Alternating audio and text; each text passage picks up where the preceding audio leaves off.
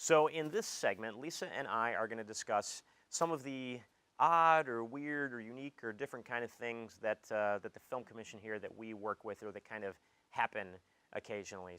So we're going to set the stage for you here. So there's someone who has decided they're going to shoot an action thing, an action project, and as part of this action project, they're using guns. So they had got some off-duty police officers, closed down an alley and shot a sequence with some guns and stuff. Everything went great.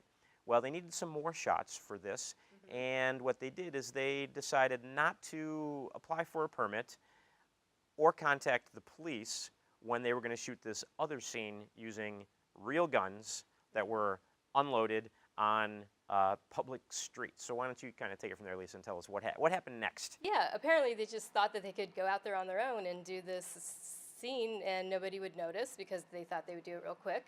And unfortunately, someone did notice, and the police were called in.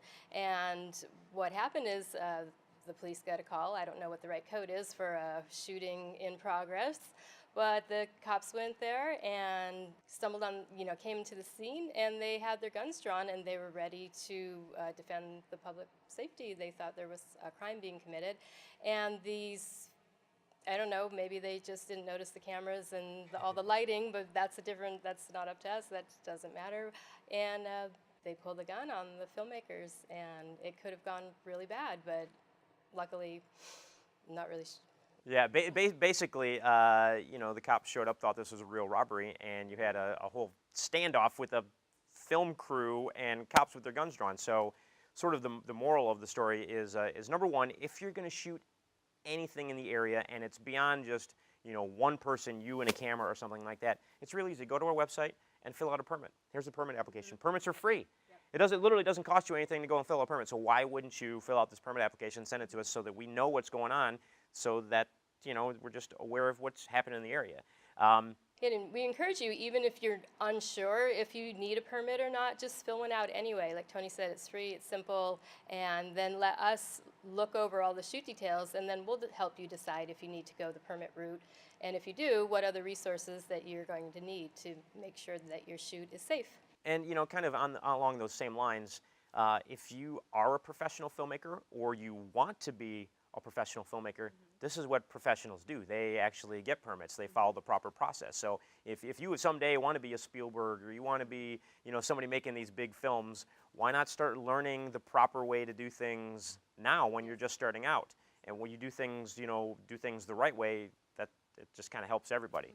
So the only thing about getting a permit is you're going to need insurance. So go to the website, has all the insurance information that you're going to need there. That's nothing too complicated. But really, kind of the moral of the story is definitely weapons. If you have any sort of weapons whatsoever, if you have a sword, even if you've got a knife, a machete, a prop gun, a knife, machete, yeah, exactly, anything, a rubber chicken, anything that could be construed as a weapon, you are going to need off-duty police on set, because the general public, just assume most people don't know what's going on. Even if they see lights and cameras and whatever else and people standing around eating craft services and sandwiches, doesn't mean that they're like, that guy's got a gun. They're going to call the police, even if they know you're shooting something, because some people just want to make sure that you're, they're nosy and they want to make sure you're doing things the right way and somebody doesn't accidentally get shot. So. It's really not that expensive. It's about, you have a hourly rate for the officers, up to maybe about $50 an hour. There's usually a minimum hour requirement, maybe 3 hours, 3 or 4 hours. Maybe you're going to have a cruiser. That's an additional $10. And then, so for under $100, you can guarantee that yourself and all of your crew and the public are safe. It's literally $10 to have a cop car out there. I think if you can't afford $10 to make sure you've got a cop car out there and you're using fake weapons, maybe you shouldn't be shooting or trying to do something with fake weapons. The cops, they're great. They're really helpful. They just want to be out there to help you. I shot a whole thing this summer where I used prop guns and blanks. And the cops pretty much the whole time were like, whatever, you're good. They just kind of hung back and, just sort of enjoyed the process. So they're really great to work with. It's not like they don't want to work with you. Actually, they love doing it because it's an easy, $50 an hour for them to just stand out there for a couple hours and see this happen. So moral of the story, if you're using any kind of weapons whatsoever, contact our office, get a permit, get some off-duty police officers. Don't get shot by the cops. Yep. And one more thing. give us enough time to process the paperwork, because that's not something that we handle in our office. We need to coordinate with the municipality's police department, and they need to review all the details and find someone who is available to be scheduled. So we like to have 10 business days when at all possible, and we'll take it from there. So basically, to wrap it all up, just go to our website. Everything's on the website. Permits, insurance, police services applications. Don't get shot when you're shooting anything.